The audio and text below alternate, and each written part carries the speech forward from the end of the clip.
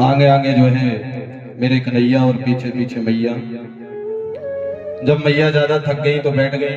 कन्हैया को बुलाया, लाला या उम्र में अपनी मैया को सताएगो, आजा छोरा।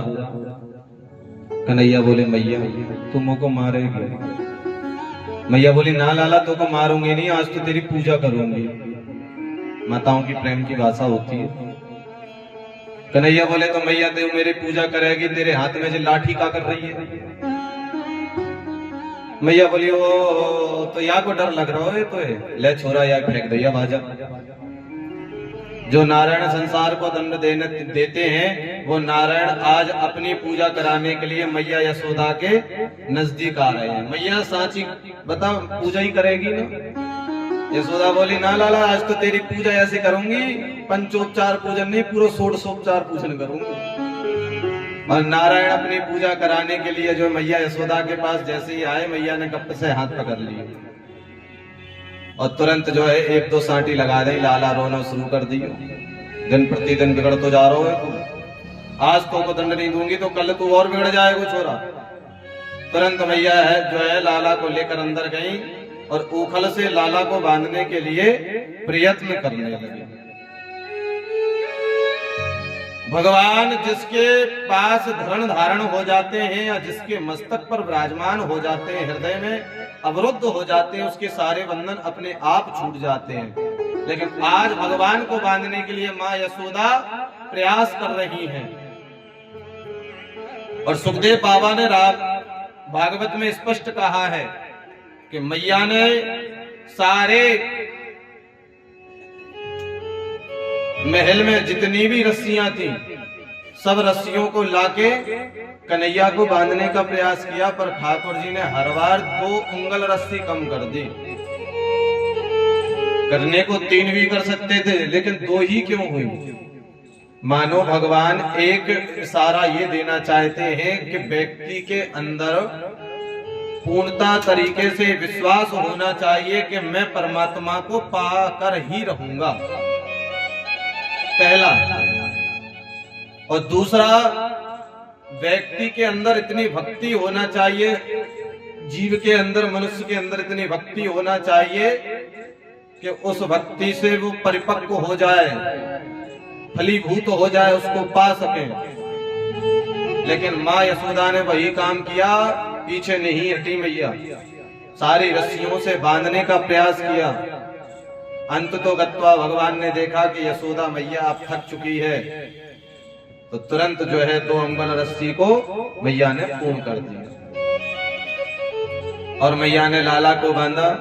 मैया बांधकर चली गई। कन्हैया ने जो है अपने प्राणों को बचाने के लिए एक सुंदर सी लीला की कि ऊखल के साथ ठाकुर जी छलांग लगाने लगे और जो है इन्हीं के आंगन में 2 अर्जुन के वृक्ष खड़े हुए थे। उन दोनों वृक्षों के बीच में भगवान जाकर फंस गए। एक साइड ठाकुर जी, दूसरे साइड ऊखल। ठाकुर जी ने जोर से झटका लगाया, दोनों वृक्ष धड़ाम से गिरे और 2 महापुरुष उसमें से उत्पन्न हुए और भगवान को प्रणाम करके वहां से प्रस्थान। परीक्षित जी ने पूछा महाराज ये 2 महापुरुष कौन थे और ये वृक्ष बने मां यशोदा के आंगन में क्यों खड़े थे?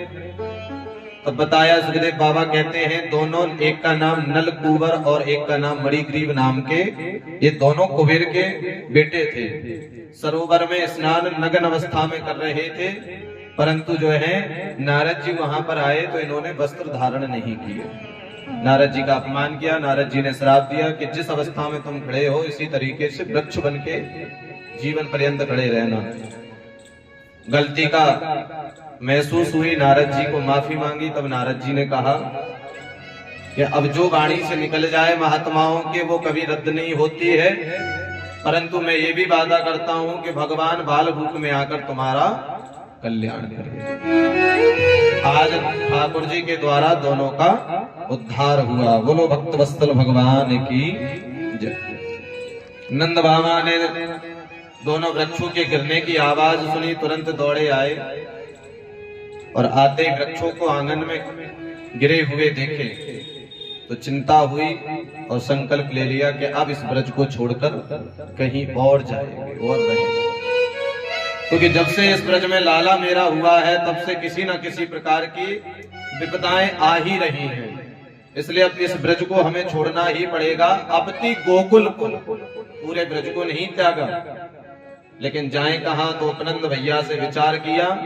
उपनंद भैया ने बताया कि बाबा नंद, हमारी दृष्टि में एक सुंदर सा वन है, पुष्पदंत वन है, वहां चलकर हमें निवास करना चाहिए, जहां आज भारत ही नहीं विदेशों की भी आकर्षित शक्ति बांके बिहारी अपने वृंदावन में खींच रहे हैं।